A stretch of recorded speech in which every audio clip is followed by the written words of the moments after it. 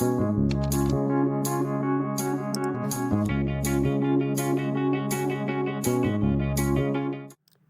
And welcome to S S class. तर students, आज आपण सेकंड लेक्चर घेतो आहे. दुसऱ्या लेक्चरमध्ये आपण आपल्याकडे जो टॉपिक आहे that is what a sexual reproduction, की ह्या मेथडने कसा जो नवीन झायगॉट फॉर्म होतो, जे नवीन स्पेसिस बनतात, त्याच्याबद्दल आपल्याला इथे डिस्कशन करायचं आहे. ऑलरेडी आपण सेक्शुअल रिप्रोडक्शनबद्दल डिस्कशन केलेलं आहे. पहिलं लेक्चर तुम्ही जर बघितलं नसेल तर ते पण बघा. Than you can go through and sexual reproduction. याच्यामध्ये कशा नवीन स्पेसिस तयार होतात, कशी सेल डिव्हिजन होते आणि एक सेल डिवाइड होऊन कसा ऑर्गन बनवतो आणि टिश्यू बनवतो. म्हणजे सगळ्यात बेसिकशी गोष्ट येते सेक्शुअल रिप्रोडक्शनमध्ये. इथे ज्या सेल असतात त्या सेल एकत्र येऊन एक टिश्यू फॉर्म करतात. म्हणजे सेलचा जो ग्रुप आहे तो सेलचा ग्रुप टिश्यू बनवेल आणि अशा टिश्यू एकत्र येऊन एक पूर्ण ऑर्गन बनवतो आणि मग ती ऑर्गन सिस्टीम तयार होते आणि एक पूर्ण बॉडी फॉर्म होते. तर अशाच सेलमध्ये सगळ्यात पहिले तर सेल आपल्या डिप्लॉइड किंवा हॅप्लॉइड असू शकतील. डिप्लॉइड म्हणजे काय असतं सगळ्यात पहिले समजून घ्या, की तुम्ही जर इथे क्रोमोझोमचा नंबर बघितला ना, तर मला थोडंसं झूम केलं तर तुम्हाला समजेल.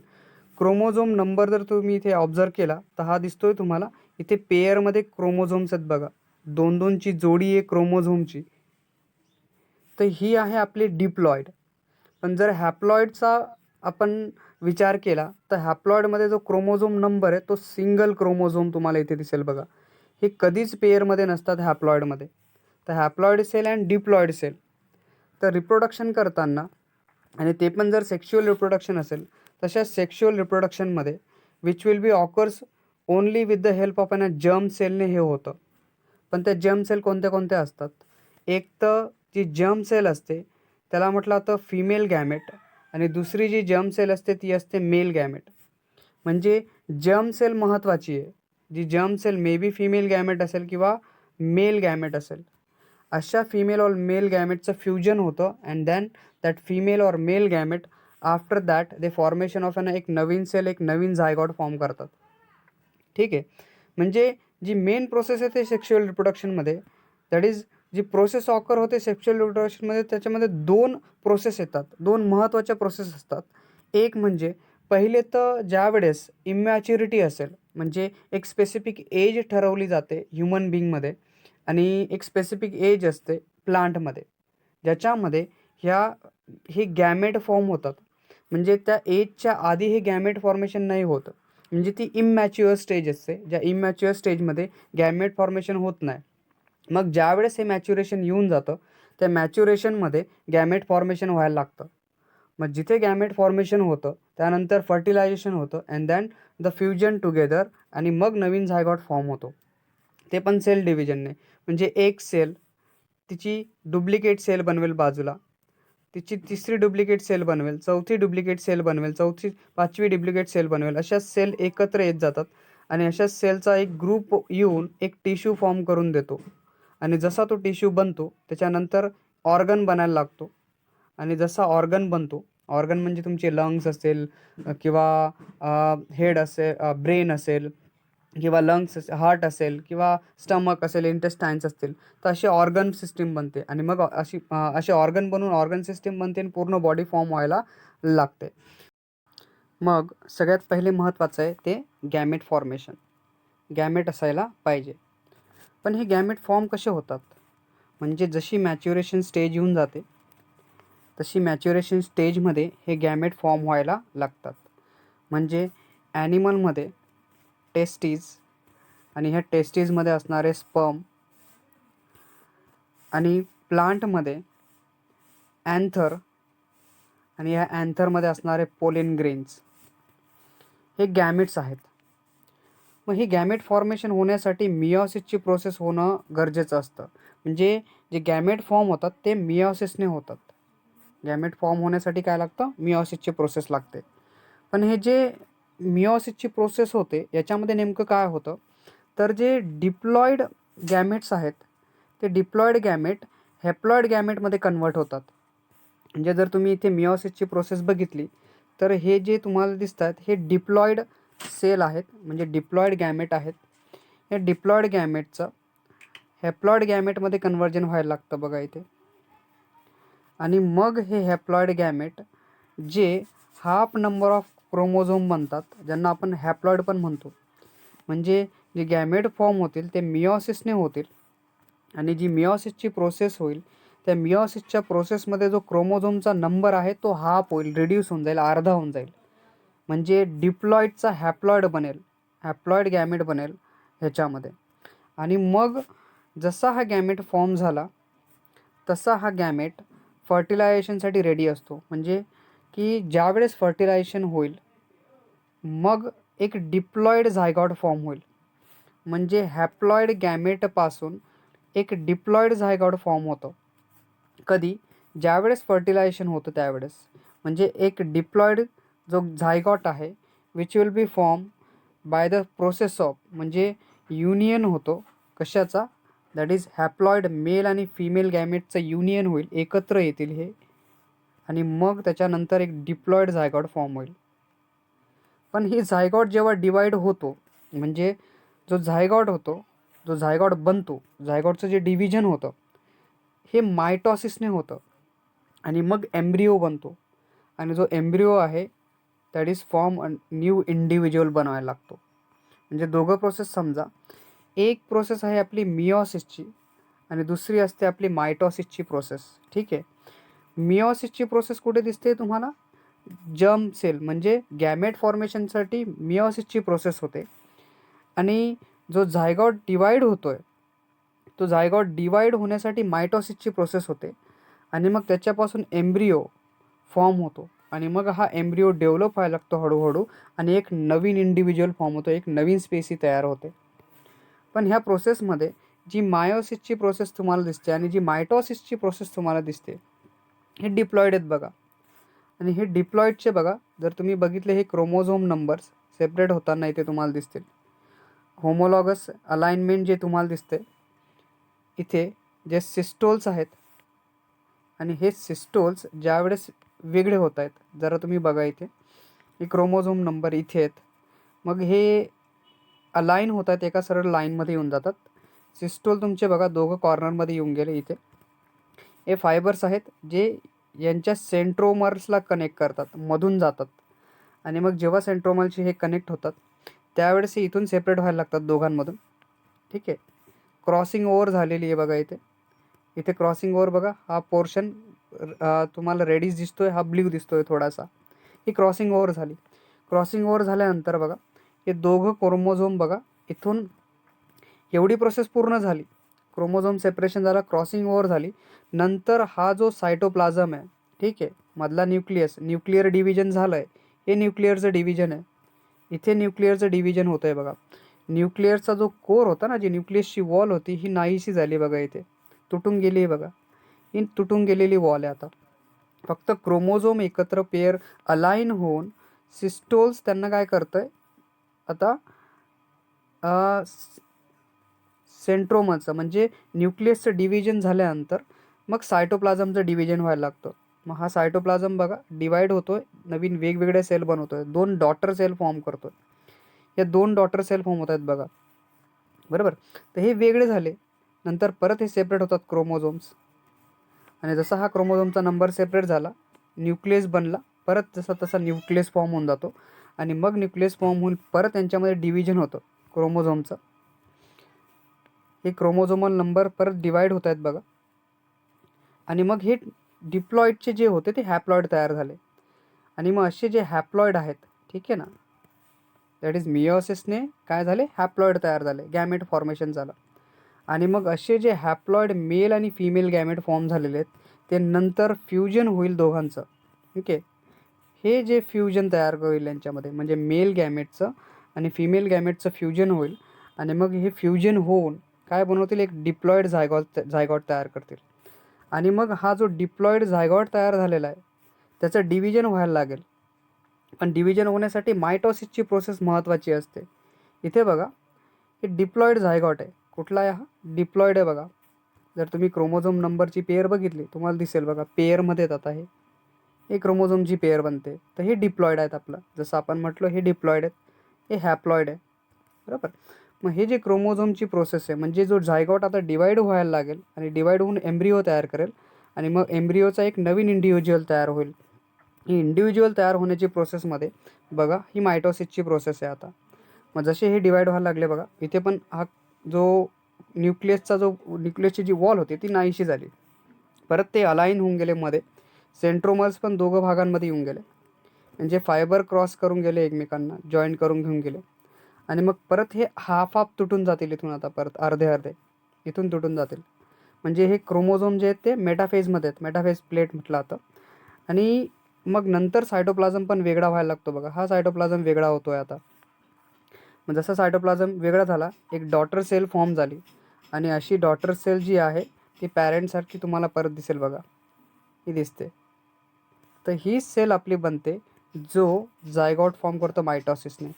म्हणजे एकच गोष्ट झाली, एक सेल होती, ठीक आहे, ही सेल डिवाईड होऊन तिने बघा इथे डिवाईड होऊन बघा, इथे बघा जरा दुसरी बनवली बघा, याच्यामध्ये दिसतेत हे, इथे बनत आहेत.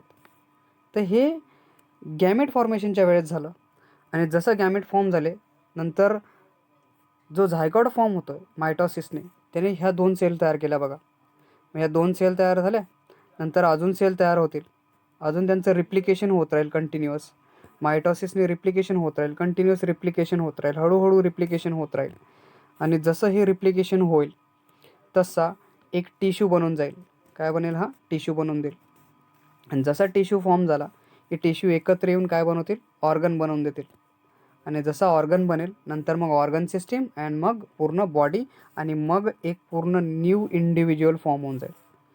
म्हणून ही जी सेक्शुअल रिप्रोडक्शनच्या प्रोसेसमध्ये ह्या 2 मेन प्रोसेस येतात, एक गॅमेट फॉर्मेशनची आणि दुसरी असते फर्टिलायझेशनची. हे मेलबद्दल जर आपण बोललो तर इथे तुम्हाला 2 सेल दिसत असतील, एग सेल आणि स्पर्म एकत्र येऊन एक एम्ब्रिओ तयार होतो आणि मग ह्या एम्ब्रिओमध्ये डेव्हलपमेंट व्हायला लागते न्यू इंडिव्हिज्युअल फॉर्मेशनसाठी मायटॉसिसची प्रोसेसने. प्लांटमध्ये पण तसंच होतं. पोलेन ग्रेन्स असतात, एग न्यूक्लियस असतो आणि मग सीड तयार करतो आणि मी सीडचं मग एक प्लांट तयार व्हायला लागतं नंतर मग, बरोबर. म्हणजे सगळे जे ऑर्गॅनिझम आहेत एक मॅच्युरेशन स्टेजमध्ये येतात आणि त्या मॅच्युरेशन स्टेजमध्ये त्यांच्यामध्ये गॅमेट फॉर्मेशन होईल. आणि मग हे गॅमेट फॉर्म झाले तर गॅमेटमध्ये मिओसिसची प्रोसेस होईल आणि मिओसिसच्या प्रोसेसनंतर ते काय करतील? एक हॅप्लॉइड सेल तयार करतील आणि मग हॅप्लॉइडचं परत मायटॉसिसने हॅप्लॉइडचं सेलचं फ्युजन होईल आणि मग ते फ्युजन होऊन परत एक मायटॉसिसच्या प्रोसेसने एक एम्ब्रिओ तयार होऊन जाईल. म्हणजे हे फ्युजन होताना तुम्हाला दिसेल इथे. मग हे तर झालं ॲनिमलचं. मग प्लांटमध्ये पण तसंच होतं, जसं तुम्हाला इथे दिसतंय. या प्लांटमधली जी प्रोसेस तुम्हाला दिसते की जे फ्लावर्स आहेत त्यांच्यामध्ये एक स्पेशलाइज रिप्रोडक्टिव्ह स्ट्रक्चर असतं प्लांटमध्ये. म्हणजे जो प्लांट आहे त्याच्यामध्ये जो फ्लावर तुम्हाला दिसतो तो फ्लावर हा एक स्पेशल रिप्रोडक्टिव्ह स्ट्रक्चर म्हटलं जातं. सेक्शुअल रिप्रोडक्शन त्याच्यामध्ये होतं.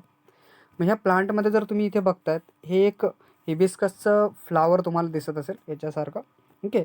मग हे जे तुम्हाला दिसतं इथे करोला, ज्याला आपण पेटल्स म्हणतो, ठीक आहे ना, पाकळ्या, फुलाच्या पाकळ्या, स्टेमन आहे, स्टिग्मा, स्टाईल, हे जे 2 भाग येतात या दोघांना म्हटलं जातं जायनोसियम. आणि इथे बघा हा जो पोर्शन दिसतोय हा फिमेल पोर्शन आहे. हा कोणता पोर्शन आहे? इथे फ्लावरमध्ये हा जो दिसतोय हा फिमेल पोर्शन आहे. एवढा फ्लावरमधला हा जो भाग तुम्हाला दिसतोय हा एवढा येणारा भाग हा फिमेल पोर्शन आहे. म्हणजे हा जायनोशियमचा फिमेल पोर्शन आहे. आणि जो अँड्रोशियम तुम्हाला दिसतोय, अँड्रोशियम म्हणजे हा अँथरचा भाग आणि फिलामेंट ज्याच्यामध्ये येतं आहे, तर हा भाग आहे तुमचा अँड्रोशियमचा जो मेल पोर्शन आहे. हा मेल पोर्शन आहे याच्यामध्ये आणि हा फिमेल पोर्शन याच्यामध्ये येऊन जातो. ह्या अँथरमधून पोलेन ग्रेन येतात आणि ह्या पोलेन ग्रेन इथे स्टिग्मास वरती बसतात आणि ह्या पॉलिनेशन होऊन जे पॉलिनेशन होतं त्याच्यामध्ये इथे फर्टिलायझेशन होतं ओव्ह्यूलमध्ये, ओव्हरीमध्ये हे फर्टिलायझेशन होतं आणि मग नवीन ज्या स्पेसीज आहे, इंडिव्हिज्युअल स्पेसीज आहेत त्या फॉर्म होतात. हे बाकी क्लेक्स, पेटल असेल, सेपल्स आपण ज्याला म्हणतो, हे सगळे एक सपोर्टिव्ह पार्ट्स म्हणून काम करतात ह्या फ्लावर्समध्ये. म्हणून आपण त्याला म्हणतो की जे फंक्शन आहे फ्लावरचं is to produce the haploid gamete. फ्लावरचं काम काय? हॅप्लॉइड गॅमेटला तयार करायचं. जसं आपण मेलमध्ये हॅप्लॉइड गॅमेट बघितलं, तसं ॲनिमलमध्ये हॅप्लॉइड गॅमेट बघितला, ठीक आहे. तर हॅप्लॉइडच्या नंतर परत तो डिप्लॉइड होऊन जातो. जेव्हा फर्टिलायझेशन होतं त्यावेळेस तो डिप्लॉइड होतो. Haploid diploid 2n. डिप्लॉइड काय असतो तुमचा, डिप्लॉइड असतो 2n आणि हॅप्लॉइड असतो n. ठीक आहे. मग हा जो फंक्शन आहे फ्लावरचा, तो product the haploid gamete form करतो अँड टू इन्श्युअर द फर्टिलायझेशन होईल त्याची मदत, म्हणजे हे कन्फर्म व्हायला पाहिजे की फर्टिलायझेशन व्हायलाच पाहिजे. म्हणजे इथून येणारे हे जे पोलेन्स आहेत, जे पोलेन ग्रेन्स आहेत, ते स्टिग्मावरती बसून त्याचं फर्टिलायझेशन व्हायलाच पाहिजे. ठीक आहे. हे एन्श्युअर करतं फ्लावरचं. याच्यासाठी बऱ्याचशा गोष्टी मदत करतात. याच्यावर माशा बसून जातील, हवेमुळे पोलेन याच्यावर ट्रान्सफर होऊन जातील, नाहीतर मग इतर कोणी हात लावला असेल, तर ह्या सगळ्या गोष्टी इथे मदत करतात फॉर फर्टिलायझेशनसाठी. हे टायपिकल फ्लावर आपण म्हणतो. याच्यामध्ये 4 डिफरंट होल असतात, ज्याच्यामध्ये त्या होलला आपण क्लेक्स, करोला, अँड्रोशियम अँड जायनोशियम म्हणतो. ठीक आहे. करोला, क्लेक्स, जायनोशियम आणि हा आला अँड्रोशियमचा पोर्शन. तर हे 4 बेसिकचे पार्ट्स असतात फ्लावरचे. 4 डिफरंट होल्स त्यांना म्हटलं आता फ्लावरमध्ये. फ्लावरमध्ये पण रिप्रोडक्शनच होईल. ठीक आहे. सेक्शुअल रिप्रोडक्शन जे होतं आहे, पोलेन ग्रेन मेल पार्ट आहे आणि तो ओव्हरीमध्ये जाऊन इथून पोलेन ग्रेन जो येईल, जो मेल पोर्शन आहे, तो मेल पोर्शन जाईल आणि ओव्हरीमध्ये ओव्हा असेल, जो फिमेल पोर्शन असेल, आणि त्यांचं फ्युजन होऊन हे फर्टिलायझेशन फ्लावरमध्ये होईल. म्हणजे मग हे सेक्शुअल रिप्रोडक्शन आहे, it will be characterize by the fusion of the male and female gamete एकत्र येतात आणि मग झायगॉड फॉर्म होतो. आणि ह्या झायगॉड फॉर्मेशनच्या प्रोसेसला एम्ब्रिओजेनेसिस म्हटलं जातं. म्हणजे एम्ब्रिओ फॉर्म होण्याची जी प्रोसेस आहे ती आहे आपली एम्ब्रिओजेनेसिस. बरोबर. म्हणूनच म्हटलं जातं की the reproduction is characterise by the fusion of काय, fusion of a male and female gamete, fertilisation होतं and formation of a zygote, that is what a embryogenesis आपण त्याला म्हणतो, त्याला कन्सिडर करतो एम्ब्रिओजेनेसिस म्हणून. म्हणजे ही सिक्वेन्शियल इव्हेंट जी होते occur in a sexual reproduction is group of 3 different stages ह्याच्यामध्ये असतात. प्री फर्टिलायझेशनमध्ये बेसिकची गोष्ट होते की ज्याच्यामध्ये गॅमेट फॉर्म होतात. प्री फर्टिलायझेशनमध्ये काय होतं, गॅमेट फॉर्मेशन होतं. फर्टिलायझेशनमध्ये male gamete and female gamete एकत्र येतात अँड देन आफ्टर इज पोस्ट फर्टिलायझेशनमध्ये जो फ्युजन झालेला गॅमेट आहे, म्हणजे जो झायगॉट फॉर्म झालेला आहे, त्या झायगॉटचा एम्ब्रिओ बनतो आणि एम्ब्रिओचा नंतर न्यू इंडिव्हिज्युअल बनायला सुरुवात होऊन जाते. अशा 3 बेसिक्सच्या स्टेजेस याच्यामध्ये येऊन जातात. जसा जो मेल रिप्रोडक्टिव्ह होल आहे फ्लावरचा, जो अँड्रोशियम आपण त्याला म्हणतो. ठीक आहे. म्हणजे इंडिव्हिज्युअल मेंबर ऑफ अँड्रोशियम, त्याच्यामध्ये स्टेमन येऊन जातो. कुठला येतो, स्टेमन. म्हणजे हा जो अँड्रोशियमचा अँथरचा भाग आहे, हा अँथरचा भाग आपल्याकडे येतो, जो मेल रिप्रोडक्टिव्ह पोर्शन आहे फ्लावरचा. Okay. Stamen consist of the filaments असतात, म्हणजे अँथर याच्यामध्ये येतात. म्हणजे जो स्टेमनचा भाग तुम्हाला इथे दिसतोय, हा स्टेमनचा पोर्शन कोणता आहे, हा पोर्शन आहे तुमचा पूर्ण एवढा जो भाग तुम्हाला दिसतोय तो अँथर आणि फिलामेंट 2 भाग याच्यामध्ये येतात. हा जर तुम्ही बघितलं तर हा वरचा भाग आहे अँथरचा आणि दुसरा जो भाग तुम्हाला दिसतोय, हा जो पोर्शन आहे तो आहे फिलामेंटचा भाग. ओके. हे फॉर्म होतं. मग इथे पण तुम्ही जर म्हणणार आहे की जसं ह्युमन बिंग इमॅच्युअर आहे, तसंच प्लांटमध्ये तो अँथर पण इमॅच्युअर आहे. ठीक आहे.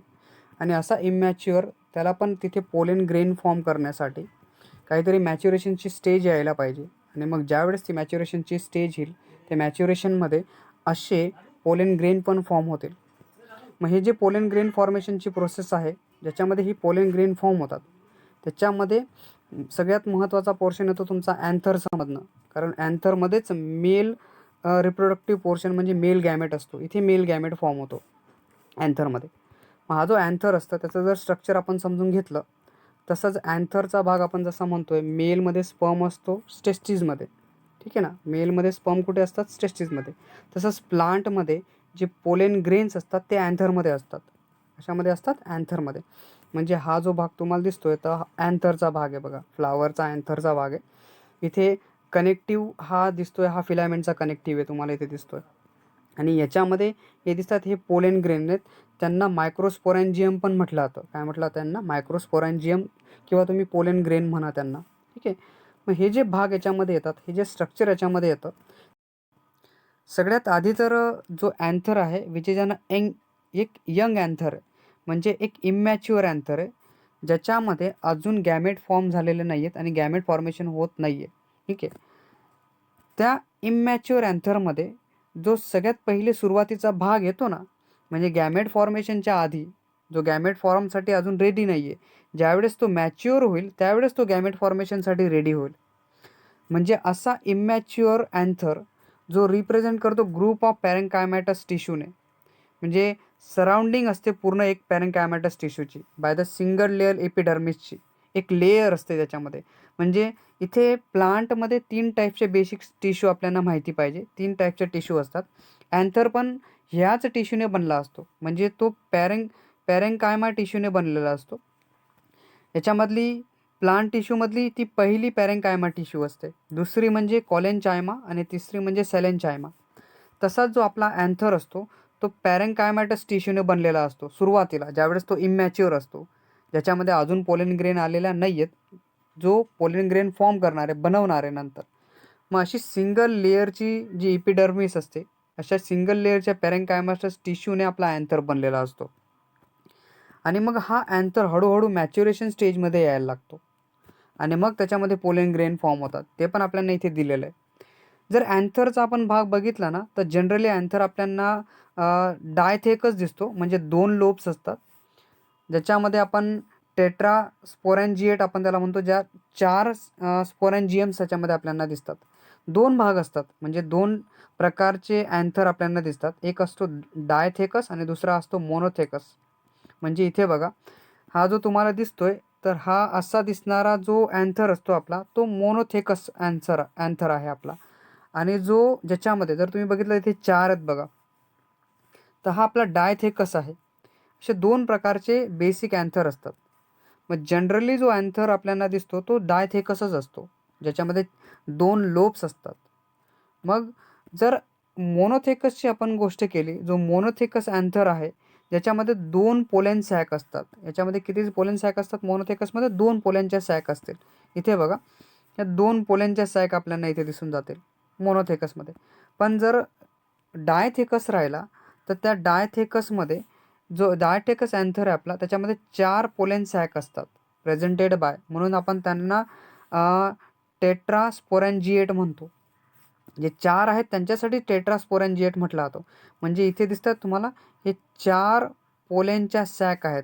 या 4ही सॅकमध्ये छोटे छोटे पोलेन ग्रेन्स तुम्हाला इथे दिसतील. इथे 2 मध्ये पोलेन ग्रेन तुम्हाला दिसतात. इथे अशा 4ही यांच्यामध्ये पोलेन ग्रेन्स असतात. म्हणून जनरली जो अँथर आपल्याला दिसतो तो डायथेकसच आपल्याला दिसून जातो, ज्याच्यामध्ये 2 लोब असतात आणि 4 स्पोरॅन्जियम्स असतात, कारण त्यांच्यामध्ये पोलेन ग्रेन असतात. असा एक जनरल स्ट्रक्चर आपल्याला अँथरचा दिसायला भेटतो. या अँथरमध्ये जर तुम्ही बेसिकची गोष्ट बघितली ना, जो जी हेट्रोजेनेसिटी आहे, म्हणजे मॅच्युरेशनसाठी, कारण तुम्ही म्हणतायत ना, की जो अँथर आहे तो इमॅच्युअर अँथर आहे, जो सध्या पॅरेंकायमॅटस टिश्यूने बनलेला आहे. त्याच्यामध्ये मॅच्युरेशन येण्यासाठी, म्हणजे हेट्रोजेनेसिटी म्हटलं जातं त्याला, ज्याच्यामध्ये मॅच्युरेशन यायला लागते अँथरमध्ये. डिफरन्शिएशन पण त्याला म्हटलं जातं हेट्रोजेनेसिटीलाच, किंवा मॅच्युरेशन पण त्याला म्हटलं जातं, की तो मॅच्युअर होणार आहे, मॅच्युरेशन त्याच्यामध्ये येणार आहे. सो जेव्हा त्याच्यामध्ये मॅच्युरेशन येते, दॅट इज सम हायपोडर्मल सेल ज्या असतात, खालच्या भागातल्या ज्या सेल आहेत, लोअर डिव्हिजनच्या लोअर पोर्शनच्या सेल असतात, त्या ट्रान्सफर होतात आर्चिस्पोरियल सेलमध्ये. कशामध्ये ट्रान्सफर होतात? त्या आर्चिस्पोरियल सेलमध्ये ट्रान्सफर व्हायला लागतात. इथेच बघा, हा यंग अँथर आहे. हा यंग अँथर तुम्हाला दिसतोय, हा पॅरेंकायमॅटस टिश्यूने बनलेला एक यंग अँथर आहे. ठीक आहे. मग ह्या यंग अँथरमध्ये आर्चिस्पोरियल सेल फॉर्म होतात. बघा इथे दिसतात तुम्हाला, हे आर्चिस्पोरियल सेल फॉर्म होतात. इनिशियल आर्चिस्पोरियल सेल फॉर्म व्हायला लागतात. इथे हा भाग जो दिसतोय छोटासा, हा आर्चिस्पोरियल सेलचा भाग येतो. आणि मग या आर्चिस्पोरियल सेलमध्ये हळूहळू डिव्हिजन व्हायला लागतं आणि नंतर परत अजून या आर्चिस्पोरियल सेल वाढायला लागतात. आणि मग याच्यामध्ये व्हॅक्यूलच्या स्टँडर्ड पण येतात. बरोबर आहे.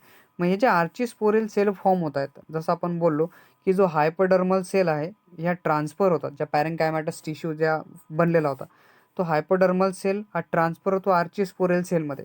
म्हणजे जो यंग अँथर आहे त्याच्यामध्ये आर्चिस्पोरियल सेल फॉर्म व्हायला लागतील. आणि जशा ह्या आर्चिस्पोरियल सेल फॉर्म व्हायला लागल्या, तसा त्यांच्यामध्ये नंतर जो भाग येतो तो प्रायमरी स्पोरॅन्जियस सेल पण असतात. म्हणजे हे स्पोर फॉर्मेशनची एक पहिली स्टेज असते. इथे ज्या पोलेन ग्रेन्स फॉर्म होतात, म्हणजे जे पॉलिनेशन जे जे पोलेन ग्रेन फॉर्म होतात, ज्या पॉलिन्स फॉर्म होतात, जे मायक्रोस्पोरेंजियम होत आहेत हे तुम्हाला इथे दिसतील. म्हणजे आर्चिस्पोरियल सेल नंतर या आणि प्रायमरी स्पोरेंजियस सेल याच्यामध्ये बनायला लागतं त्या अँथरमध्ये. म्हणजे एक नवीन होता, त्याच्यानंतर आर्चिस्पोरियल सेल नंतर अँड स्पोरेंजियस सेल त्याच्यामध्ये बनतात. आणि मग जसा प्रायमरी परायटल सेल नंतर ह्या फॉर्म होतात, ह्याच्यानंतर यांच्यामध्ये एक मायक्रोस्पोर मदर सेल फॉर्म होते. दिसते इथे मायक्रोस्पोर मदर सेल, ही मधली सेल जी दिसते तुम्हाला, ही मायक्रोस्पोर मदर सेल तुम्हाला दिसेल मधली, हा इनसाइड मधली ही सेल आहे. हे सगळ्या सेल एकत्र आलेल्या आहेत. तुम्हाला समजतंय का? मी जे पहिल्यामध्ये बोललो होतो ना तुम्हाला, अशा सेल बघा या हळूहळू एकत्र होते, सेल डिव्हिजन व्हायला लागते हळूहळू हळूहळू. यांच्यापासून बघा या अँथरमध्येच हे सगळं होतंय. हा जो अँथर होता ना, तो हळूहळू असा कन्वर्ट व्हायला लागतो ज्या भागांमध्ये, जसं जसं तो यंग अँथरचा मॅच्युअर अँथरमध्ये कन्व्हर्जन व्हायला लागतं त्या केसमध्ये. मग इथे जर तुम्हाला दिसतात हे मायक्रोस्पोर मदर सेल फॉर्म होत आहेत बघा इथे. आणि मग कनेक्टिव्ह जो टाईप आहे, कनेक्टिव्ह इपिडर्मिस फॉर्म होतात, बरोबर. इथे लेयर बघा, ही प्रोटेक्टिव्ह लेयर आहे ॲक्च्युली. बाहेरचा जो भाग येतो ना इथे, हा बाहेरचा भाग आहे प्रोटेक्शनचा पूर्ण भाग याच्यामध्ये येतो. EP endo endothecium, middle layer and टेप्टम तुम्हाला दिसेल, बरोबर आहे. आणि नंतर स्टोमियम आणि मायक्रोस्पोर टेट्राएड फॉर्म होतात. हे दिसतात तुम्हाला मायक्रोस्पोर टेट्राएड. तर ही पूर्ण डिव्हिजन होते.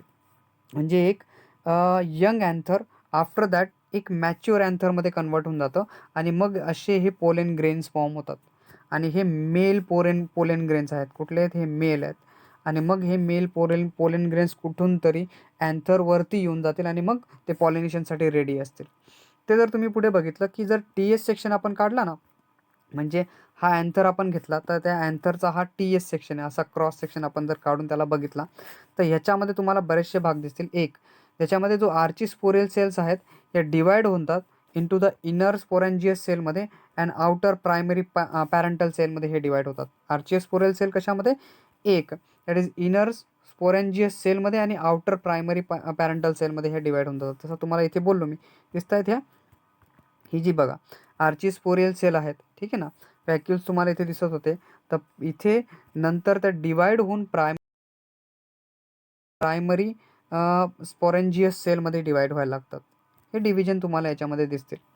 मग असे जे आर्चिस्पोरियल सेल्स आहेत ज्या डिवाइड होतात इंटू ॲन इनर स्पोरेंजियस सेल आणि आउटर प्रायमरी पॅरेंटल सेलमध्ये जे डिव्हिजन होतं आहे, त्याच्यानंतर जे स्पोरेंजियस सेल्स असतात फॉर्म्स स्पोरेंजियस टिश्यू फॉर्म करतात. ठीक आहे. म्हणजे ह्या बघा इथे ज्या आहेत ना, ह्यावाल्या हे टिश्यू बनवायला लागतात. मग असा जो टिश्यू आहे दॅट इज इथे तुम्हाला दिसेल बघा, हा एकदम क्लिअर तुम्हाला इथे दिसेल की स्पोरेंजियस टिश्यू इथे बनतात बघा. ह्या स्पोरेंजियस टिश्यू इथे बनत आहेत मध्ये. आणि मग हळूहळू यांच्यामध्ये पण डिव्हिजन व्हायला लागेल. म्हणजे ईच सेल ऑफ स्पोरेंजियस टिश्यू, या टिश्यूची प्रत्येक एक सेल, या स्पोरेंजियसची एक प्रत्येक सेल, ही प्रत्येक सेल ती नंतर कॅपेबल होऊन जाते to rise the microspore tetrad बनवते, बरोबर आहे. मग यांच्यामध्ये मायक्रोस्पोर टेट्रेड फॉर्म होतील. जसं तुम्हाला मी इथे दाखवलं, हे मायक्रोस्पोर टेट्रेड बनत आहेत बघा. हे मायक्रोस्पोर टेट्रेड याच्यामध्ये फॉर्म होत आहेत. मग हळूहळू जे मायक्रोस्पोर टेट्रेड फॉर्म होत आहेत दॅट इज जी पॅरेंटल सेल आहे that is undergo division to form अँथरची वॉल बनवते. म्हणजे एकचं काम आहे, हिचं काम काय? प्रायमरी पॅरेंटल सेलचं हिचं काम आहे की सेलची वॉल बनवायची. म्हणजे इथे वॉल फॉर्म होते बघा. ही एक पूर्ण वॉल प्रोटेक्शन पण पाहिजे की नाही कशासाठी पण. मग ही वॉलमध्ये कन्वर्ट व्हायला लागून जाते. प्रायमरी पॅरेंटल सेल कशामध्ये कन्वर्ट होते? दॅट इज वॉलमध्ये कन्व्हर्जन व्हायला लागतं तिचं. म्हणजे ही एक वॉल आपण त्याला म्हणतो. जी पॅरेंटल सेल आपण तिला म्हणतो प्रायमरी पॅरेंटल सेल. पॅरेंटल न म्हणण्यापेक्षा पॅरेंटल आपण म्हणू, सॉरी फॉर दिस. ही जी पॅरेंटल सेल आहे याच्यामध्ये डिव्हिजन होतं आणि काय फॉर्म होतं? अँथर वॉलची लेअर फॉर्म होऊन जाते. कशाची? अँथरची जी आहे. म्हणजे अँथर वॉलची एक लेअर फॉर्म होते याच्यामध्ये. ही लेअर बघा जरा इथे दिसते तुम्हाला, ही लेअर बनवते बघा. ही लेअर इथे बनताना तुम्हाला दिसेल, ही वॉलची एक लेअर फॉर्म होते इथे. ही प्रायमरी पॅरेंटल सेलने बनते. मग अशी प्रायमरी पॅरेंटल सेल नंतर the wall of mature anther consist of 4 layers. जर मॅच्युअर अँथरची वॉल आपण बघितली तर त्याच्यामध्ये 4 लेयर आपल्याला दिसतात. 4 लेयर म्हणजे एक. तर तुम्ही जर इथे 4 लेयर बघितल्या तर इथे बघा इपिडर्मिस ही पहिली लेयर तुम्हाला इथे दिसेल. ही इपिडर्मिसची लेयर आहे त्या अँथरमधली, बरोबर. नंतर एंडोथेसियमची लेयर असते. एक्झॅक्टली त्याच्या लगतला तुम्हाला दिसते ही एंडोथेसियमची लेयर इथे बनताना दिसेल. एंडोथेसियम नंतर मिडल लेयर बनते आणि नंतर अशी मिडल लेयर जी मायक्रोस्पोर मदर सेल तुम्हाला मध्ये दिसत आहेत, त्याच्यानंतर हा टेप्टम बनवतो. बरोबर आहे. टेप्टम म्हणजे एक जो जी इपिडर्मिस आहे is the outer most protective layer आहे. इपिडर्मिस कोणती तुमची, ही जी इपिडर्मिस तुम्हाला दिसते ही आउटर मोस्ट आहे. म्हणजे ही बघा जरा, ही आउटर मोस्ट इपिडर्मिसची लेअर आहे. ही आउटर मोस्ट लेअर तुम्हाला दिसेल बाहेरची, जिला आपण इपिडर्मिस म्हणतो. ही जी आउटर मोस्ट प्रोटेक्टिव्ह लेअर आहे made up of a tabular flatten सेलने ही बनलेली असते. आणि दुसरी असते जी एंडोथेसियमची वॉल आहे, that is sub epidermis layer असते made up of a radially elongated सेलने बनले असते. फायबरस थिंकस ही तुम्हाला दिसेल. म्हणजे ही बघा, ही जी आहे तुम्हाला दिसते ही एंडोथेसियमची लेअर बनते इथे. आणि मग अशी एंडोथेसियमची लेअर नंतर एक इनर टू द एंडोथेसियमच्या मध्ये एक मिडल लेअर फॉर्म होते मेडअप ऑफ अ थिन वॉलने बनलेले असते. म्हणजे 1 ते 2 लेअर याच्यामध्ये येतात, which may be डिसइंटिग्रेटेड in mature anther. म्हणजे मॅच्युअर अँथरमध्ये ती डिसइंटिग्रेट होऊन जाते नंतर. नंतर बनतो टेप्टम. हा टेप्टमचा भाग तुम्हाला मी दाखवला. आणि असा जो टेप्टम तुम्हाला दिसतोय इज द इनरमोस्ट जो न्यूट्रिटिव्ह लेअर म्हटला जातो अँथरचा. ही चौथी लेअर तुम्हाला इथे दिसेल बघा. Epidermis, endothecium, middle layer and टेप्टम असे 4 भाग आपल्याला, 4 लेअर, अशा 4 प्रोटेक्टिव्ह लेअर आपल्याला वॉल बनताना दिसते. म्हणजे that wall of mature anther is consist of the 4 layer. म्हणजे मॅच्युअर अँथरची जी वॉल असते त्याच्यामध्ये किती लेअर दिसतात तुम्हाला, 4 लेअर तुम्हाला दिसून जातील. इथे तुम्हाला अजून एक डायग्राम दिसत असेल, ही बघा जरा. ही अँथरची डायग्राम आहे. बरोबर आहे. याच्यामध्ये तुम्हाला बघा ही कनेक्टिव्ह दिसतोय, जो तुम्हाला मी दाखवला होता ना ग्रीन कलरचा. हा कनेक्टिव्ह इथे मधून येतो बाहेर अँथरच्या त्या भागामधून. ही बघा इपिडर्मिसची लेअर जी बाहेरची तुम्हाला दिसते इथे. बरोबर. इथे बाहेरची लेअर इपिडर्मिसची लेअर दिसते. ही दिसते एंडोथेसियमची लेअर. बरोबर मधली. त्याच्यानंतर हे स्पोरेंजियस टिश्यू आहेत मधल्या. आणि त्याच्यामध्ये हा भाग दिसतोय तुम्हाला टेप्टमचा भाग आहे. बरोबर. तसे 4 वॉल म्हणजे इमिजिएटली जो टेप्टमचा भाग आपल्याकडे येतो याच्यामध्ये इनरमोस्ट न्यूट्रिटिव्ह लेअरमध्ये आपल्याला पूर्ण याच्यामध्ये मॅच्युअर अँथरमध्ये 4 लेअर दिसायला भेटतात. मग जी टेप्टम आहे is the innermost nutritive layer आपण त्याला म्हणतोय अँथर वॉलची. It immediately enclose to the sporogenous tissue. म्हणजे एक्झॅक्टली बघा तुम्हाला दिसत असेल हा स्पोरेंजियस टिश्यूच्या एक्झॅक्टली बाजूला आहे. इमिजिएटली नेबर म्हटला जातो, नियर म्हटला जातो. दॅट इज इमिजिएटली एनक्लोज आहे, त्याचा एनक्लोजर आहे. कोण आहे, हा स्पोरेंजियस टिश्यूचा एनक्लोजर आहे tapetum. Okay. That is microspore mother cell पण त्याला म्हटलं आपण. ठीक आहे ना, मायक्रोस्पोर मदर सेल. म्हणजे बेसिकशी गोष्ट होते अँथर जो बनतोय आपला इमॅच्युअरपासून मॅच्युअर होण्यासाठी जी सेल डिव्हिजन होते हळूहळू हळूहळू. म्हणजे ह्या सेल 1, 2, 3, 4, 5 आणि मग पूर्ण सेल डिव्हिजन होत होत होत सगळ्या प्रोसेस होत एक मॅच्युअर अँथर फॉर्म होऊन जातो. याच्यामध्ये पोलेन ग्रेन फॉर्म व्हायला लागतात, जे मेल रिप्रोडक्टिव्ह पोर्शन आपल्याकडे येऊन जातात. मग अशा मेल रिप्रोडक्टिव्ह पोर्शनमध्ये जो पोलेन ग्रेन आहे म्हणजे मायक्रोस्पोरोजिनेसिस आहे. मायक्रोस्पोरोजिनेसिस म्हणजे पोलेन ग्रेन फॉर्म होण्याची प्रोसेस. म्हणजे यांच्यामध्ये जो पोलेन ग्रेन फॉर्म होतोय ना आता, बरोबर आहे. आपण साधं स्ट्रक्चर बघितलं, हे इथे फॉर्म काय होतंय आता, जे मायक्रोस्पोरोजिनेसिसने आपण त्याला म्हणतो. मग हा तर आपण एक फक्त जस्ट स्ट्रक्चर बघितला अँथरचा, टी-एस सेक्शन बघितला अँथरचा, ज्याच्यामध्ये काय काय होतं आणि कोणत्या कोणत्या गोष्टी एक अँथरमध्ये असतात.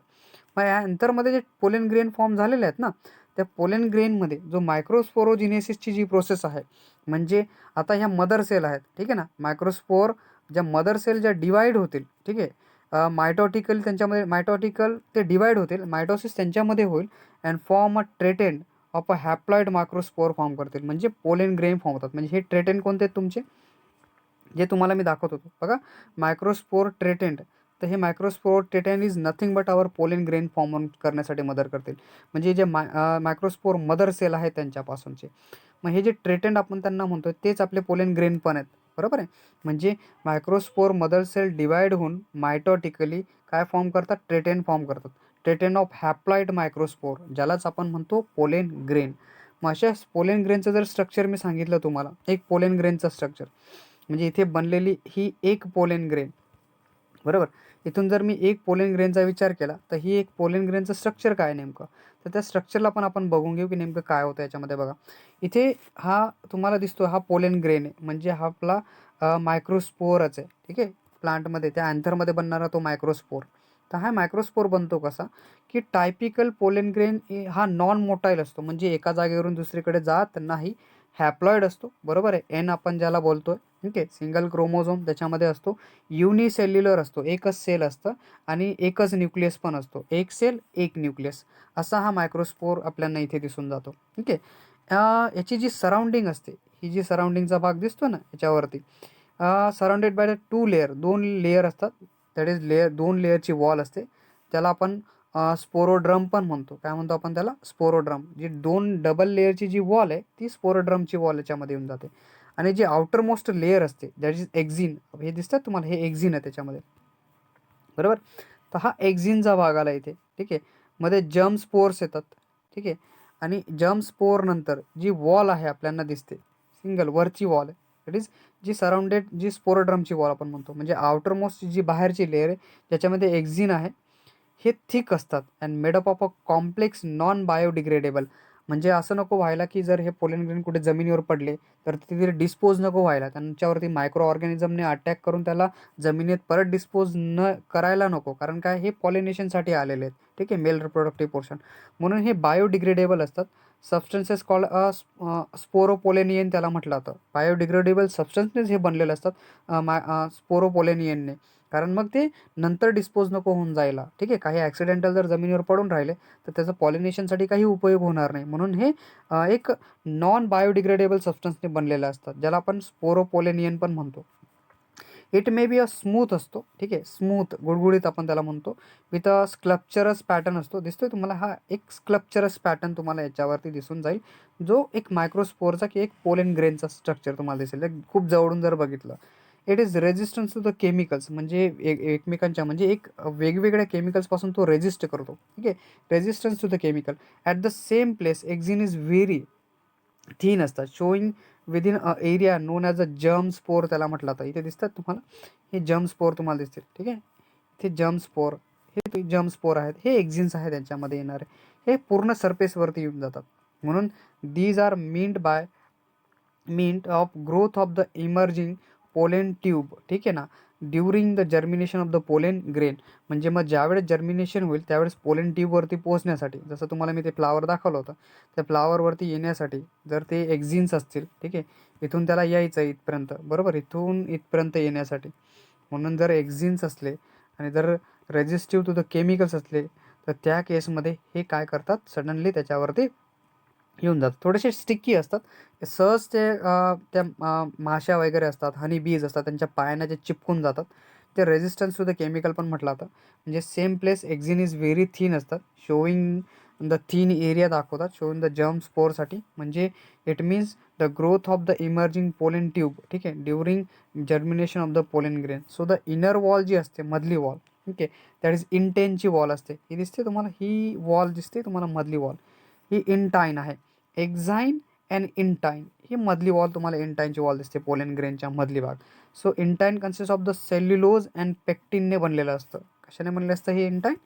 ही जी पोलन ग्रेनची इंटाईन असते ती सेल्युलोज अँड तुमचं पेक्टेनने बनलेलं असतं, फॉर्म झालेलं असतं. हे एक पूर्ण भाग दिसतो, ट्यूब सेल आहेत. मधून बघा, हे जनरेटिव्ह सेल्स, जर्म स्पोर्स तुम्हाला याच्यावरती दिसतात बघा, हे जर्म स्पोर आहेत बघा, हे दिसत होते, हे जर्म स्पोर आहेत.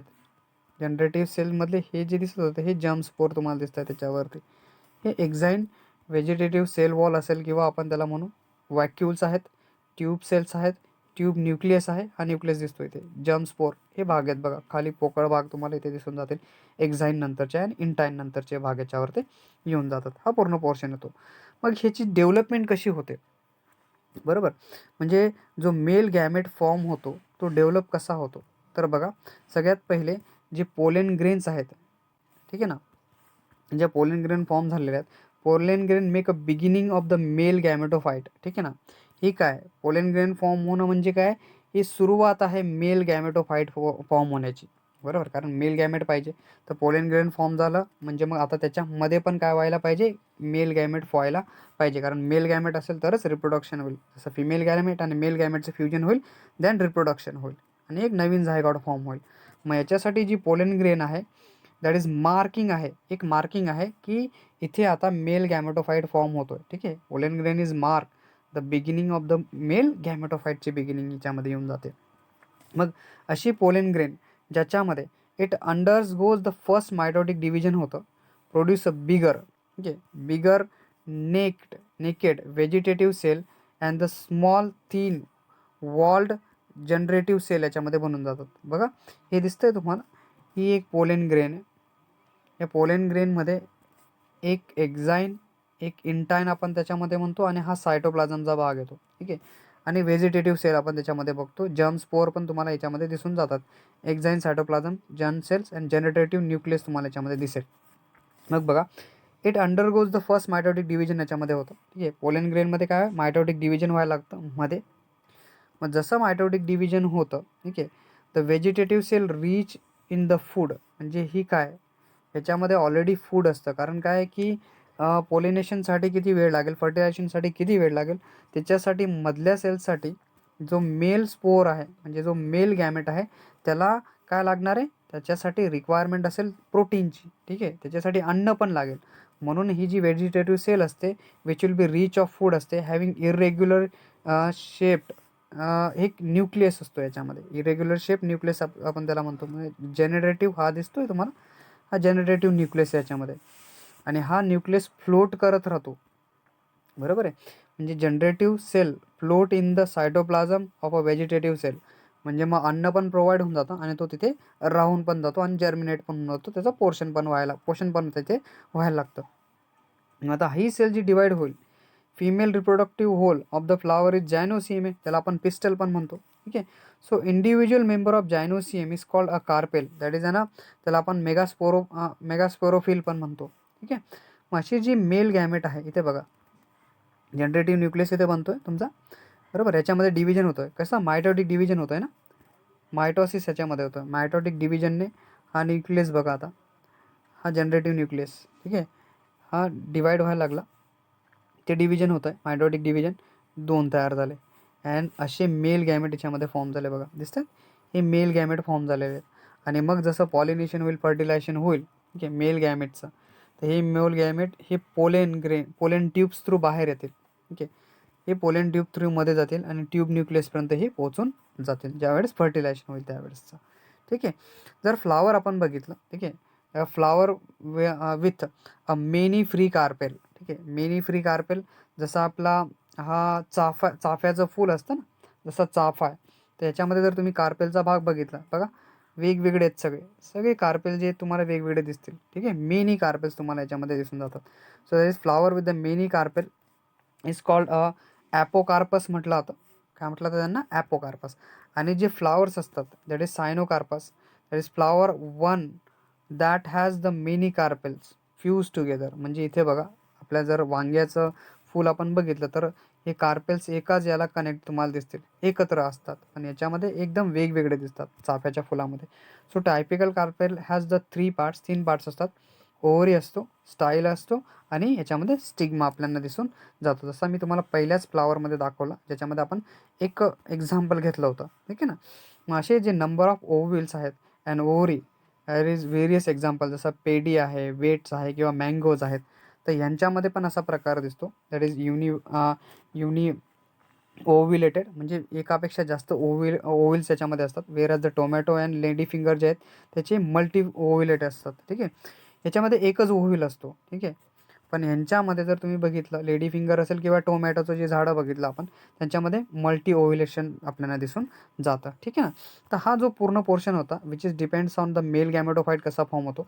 ठीक आहे, मायक्रोस्पोरोजिनेसिस कसं होतं, जे मेल गॅमेशनमध्ये सगळ्यात इथे महत्त्वाची गोष्ट आपल्याला दिसते, gamete formation, mail gamete formation होण्याची, ती कोणती, मायटॉसिसने मेल गॅमेट फॉर्म व्हायला लागून जातो. इथे मेल गॅमेट फॉर्म होतोय बघा. ठीक आहे, this is what the male gamete formation. नंतर असे मेल गॅमेट फॉर्म झालेले नंतर मग परत पॉलिनेशनसाठी जातील, फर्टिलायझेशनसाठी जातील. आपण स्ट्रक्चर बघितलं मायक्रोस्पोरोजिनेसिसचं, त्याच्यानंतर आपण TS सेक्शन बघितला अँथरचा. ठीक आहे, बऱ्याच स्ट्रक्चर ऑफ अँथर, परत दॅट इज सेक्शुअल रिप्रोडक्शनबद्दल आपण आज बोललो, मायटॉसिस मिओसिसबद्दल आपण बऱ्याच ठिकाणी बोललो. आणि जो पुढचा आपला जो टॉपिक असेल दॅट इज स्ट्रक्चर ऑफ ॲनाट्रॉपस ओव्हिल, आपण फक्त आत्ता दॅट इज मेल गॅमेट बघितला. फिमेल गॅमेट पण आपल्याला पुढच्या लेक्चरमध्ये पाहायचं आहे. ठीक आहे. आय होप तुम्हाला लेक्चर समजलं असेल. ठीक आहे. जर लेक्चर समजलं असेल आणि जर तुम्ही कंप्लीट बघितलं असेल तर thank you for watching this video and लेक्चरला लाईक करायला विसरू नका. ठीक आहे.